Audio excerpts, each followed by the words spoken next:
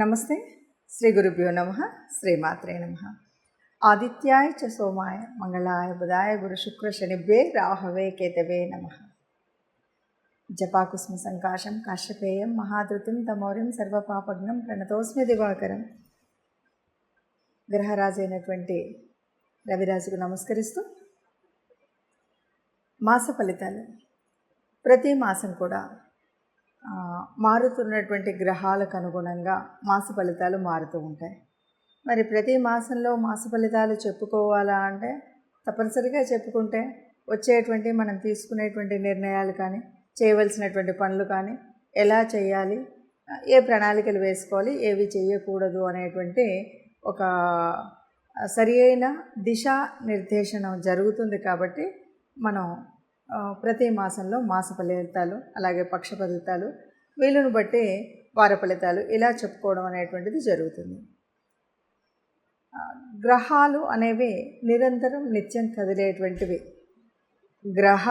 ఆ గ్రహాల యొక్క కదలిక ఏదైతే ఉందో దాన్ని మనం గోచారం అంటున్నాం. గోచారం మూలంగా అంటే జన్మజాతకంలో మనకు గ్రహస్థితి ఎలా ఉన్నా ఈ మారుతున్నటువంటి గ్రహాలు భూమి మీద ఉన్నటువంటి మానవుల మీద చూపెట్టేటువంటి ప్రభావానికి తగినట్టుగా మనం ఎలా చేసుకోవాలి, ఏం చేసుకోవాలి అని చెప్పుకోవాలి. ఆ విధంగా చూస్తే మరి ఈ మే మాసం అంటే ఏప్రిల్ 2024 మే మాసంలో గ్రహస్థితి ఎలా ఉంది, దీనికి ముందుగా అసలు గ్రహాలు ఎలా ఉన్నాయి, ఒక్కొక్క గ్రహం ఎక్కడెక్కడ ఉపస్థితిలో ఉన్నాయి ఇది కనుక చూస్తే ముందుగా మేషరాశిలో రవి ఉన్నాడు, గురువు ఉన్నాడు మొట్టమొదటి రోజు. కానీ గురువు మొదటి రోజు అంటే 1వ తారీఖు సాయంత్రం నుండి అంటే మనం 2వ తారీఖు లెక్క వేసుకున్నా కూడా గురువు వృషభంలోకి మారుతున్నాడు. మరి ఉన్నటువంటి రవి మరి 14వ తారీఖు మళ్ళీ వృషభంలోకి మారుతాడు. ఇక శుక్రుడు అక్కడే ఉంటాడు. ఇది ముందుగా మేషరాశిలో కనిపించేటువంటి రాశి గ్రహాల యొక్క కూటమి. తర్వాత కన్యలో కేతువు, ఇంకా కుంభంలో శని కనిపిస్తాడు. ఇక దాటితే మీనరాశిలో కుజుడు, తర్వాత బుధుడు, రాహు, ఈ ముగ్గురు అక్కడ ఉంటారు. బుధుడు 11వ తారీఖుకి మళ్ళీ మేషరాశిలోకి ప్రయాణం చేస్తాడు. ఇది రాసుల యొక్క స్థితి, రాసులలో గ్రహాల యొక్క స్థితి. ఈ రాశుల్లో ఇలా ఉంటాడు. చంద్రుడు 2.5 రోజులకు ఒక గ్రహం చొప్పున మారుతూనే ఉంటాడు. ఇలా గ్రహాలు ఉన్నప్పుడు మరి ఈ మార్పు వల్ల ఒక్కొక్క రాశి వారికి అంటే 12 రాశుల వారికి ఎలా ఉంటుంది, దానివల్ల ఫలితం ఎలా ఉంటుంది అంటే ఇటు చిన్న చిన్న మార్పులే. ఎందుకంటే ఒకేసారి ఈ నెల లోపల ఉద్యోగాలు వచ్చేసో, పెళ్ళిళ్ళు అయిపోయో, ఇంకేదో అవుతుందన్నది కాదు.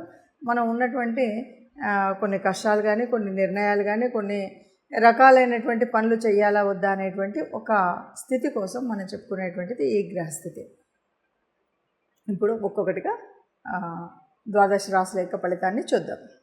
మేషరాశి వారికి ఈ మే నెలలో మరి వారికి ఎలా ఉంది అని కనుక చూసినట్టయితే చెప్పాలి అంటే సమాజంలో కొంత ఉన్నతమైనటువంటి స్థానం అయితే ఉంటుంది. ఉన్నతమైనటువంటి వ్యక్తుల వల్ల సన్మానాలు, వాళ్ళ యొక్క గౌరవం పెరగడం అనేటువంటి పరిస్థితి మేషరాశి వారికి కనిపిస్తుంది. అలాగే విద్యార్థుల విషయంలోకి వస్తే మాత్రం కాస్త శ్రమించాలి. శ్రమ పడితేనే ఫలితం దక్కుతుంది. మనం ఏదో ఒక టార్గెట్ పెట్టుకొని నేను ఐఏఎస్ అవుతాను కానీ నేను చదవను అంటే కాదు.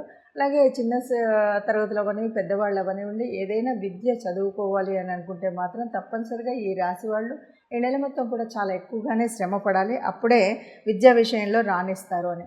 ఇక వృత్తి వ్యాపారాలు అనేటువంటి విషయంలో మాత్రం సామాన్యమైనటువంటి ఫలితమే ఉంటుంది. అంటే బాగా పెద్దగా వచ్చేటువంటి ఆదాయాలు ఉండకపోవచ్చు, అలానే నష్టపోవడం అనేది ఉండదు, జరుగుతూ ఉంటుంది, సామాన్యంగా ఉంటుంది. దీనివల్ల వృత్తి వ్యాపారాలు మానేయాల్సినటువంటి పరిస్థితి ఉంటుంది. ఇప్పుడు కొద్దిగా నార్మల్గా అంటే ఉన్నదానికంటే ఎక్కువ వచ్చేటువంటి పరిస్థితి ఉండదు, ఉన్నది లాస్ అయ్యేటువంటి పరిస్థితి ఉండదు.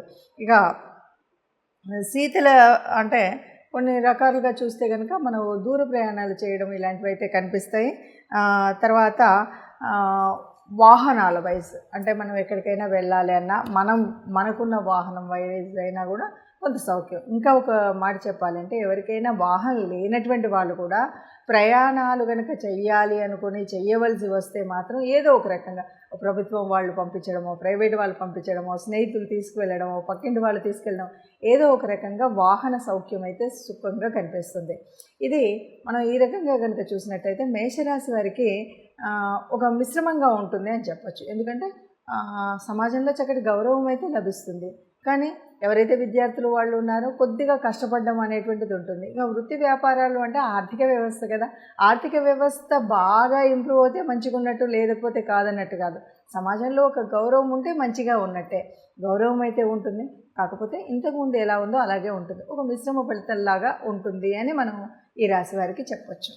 మరి గ్రహాల స్థితిని బట్టి మనం ఈ రాశి ఫలితాలను చెప్పాము. ఇలా రాశి ఫలితాలు ఉండడం అనేది అందరికీ ఇలాగే ఉంటుందా, అందరికీ ఇలాగే జరుగుతుందా అంటే మీరు చెప్పారు కానీ మీరు చెప్పినటువంటి ప్రమాదం జరగలేదు, లేదా మీరు చెప్పినటువంటి మీరు అన్నటువంటి అదృష్టం కలగలేదు, ఇలాంటి అనుమానాలు చాలామందికి వస్తాయి. వీటన్నిటికీ పరిష్కారం ఏంటంటే గోచారం అన్నది అందరికీ యాక్యురేట్ రిజల్ట్ ఇస్తుంది అన్నది కరెక్ట్ కాదు. మరి కరెక్ట్ కానప్పుడు ఎందుకు చెప్తున్నారు అనేటువంటి ప్రశ్న కూడా మీకు ఒకటి వస్తుంది. కరెక్ట్ కాదు అంటే ఉన్నటువంటి వాళ్ళకి చాలామందికి జాతకం తెలియకపోవచ్చు, అంటే జన్మజాతకం రాయించుకొని ఉండకపోవచ్చు. అలాంటి వాళ్ళకి దాదాపు అంటే కోటానుకోట్ల మంది ఉంటే అందులో ఒక 30-40% ఆఫ్ ద పీపుల్కి ఇది కనిపిస్తుంది. అంటే ఈ గ్రహం ఇక్కడ ఉన్నప్పుడు దీని ప్రభావం ఇలా ఉంటుంది అని. ఎప్పుడు ఈ జన్మజాతకంలో ఉన్నటువంటి గ్రహాలు పూర్తిగా మంచి చేసే విధంగా ఉన్నాయా, యోగించని ఉన్నాయా అన్నదాన్ని బట్టి ఉంటాయి. అంటే గ్రహాల స్థితి, యుతి, వాటి యొక్క దృష్టి, ఇవన్నీ కూడా ఇప్పుడు మారుతున్నటువంటి గ్రహాలే కాదు, జన్మజాతక కుండలిలో ఉన్నటువంటి ఆ దృష్టిని బట్టి, ఆ యుతిని బట్టి, ఆ యోగించే గ్రహాలను బట్టి ఉంటుంది. వీటితో పాటు దశ, అంతర్దశలు, జరుగుతున్నటువంటి దశలేంటి, అంతర్దశలేంటి, ఇవి ఇప్పుడు మనకు యోగించేవా కావా, వీటన్నింటిని బట్టి ఫలితం ఉంటుంది. కాబట్టి సహజంగా ఏదైనా సరే పూర్తి మనకు జీవితంలో ఎలా ఉంటుంది అని తెలుసుకోవాలి. లేదు ఈ నెలలో ఒక చిన్న పని చేయాలి, చిన్నది ఆరంభించాలి అంటే ఇలా చూస్తే సరిపోతుంది. అలా కాదు, మాకు మా జన్మరీత్యా ఉన్నటువంటి దాని ప్రకారంగా నేను ఎప్పుడు పుట్టానో తెలుసు, date of birth, place of birth, time of birth తెలుస్తుంది అనుకుంటే మీకు నచ్చినటువంటి జ్యోతిష్యుల ద్వారా మీ యొక్క జన్మకుండలిని వేయించుకున్నట్టయితే మీ యొక్క పూర్తి జ్యోతిష్యం అనేది తెలుస్తుంది. దానివల్ల ఏ వయసులో ఎలాంటి ఉన్నతి ఉంటుంది, ఎలా ఉంటుంది, సంతానం ద్వారా ఎలా ఉంటుంది, సంతానం ఎలా ఉంటుంది, ఇవన్నీ విషయాలు తెలుస్తాయి. అలాగే ఫైనాన్షియల్గా కానీ, ఉద్యోగరీత్యా కానీ, వచ్చేటువంటి భార్య ద్వారా కానీ, ఇవన్నీ కూడా మనకు పూర్తిగా మీ జన్మజాతకంలో మీకున్నటువంటి అంటే మీరు పుట్టిన సమయం ఇవన్నీ పూర్తిగా తెలిసినట్టయితే మీకు తెలిసినటువంటి జ్యోతిష్యుల ద్వారా ఇది పూర్తిగా మీరు సమన్వయం చేసుకున్నట్టయితే సరిగ్గా ఉంటుంది అని చెప్పవచ్చు. సర్వే జన సుఖినో భవంతు. నమస్తే.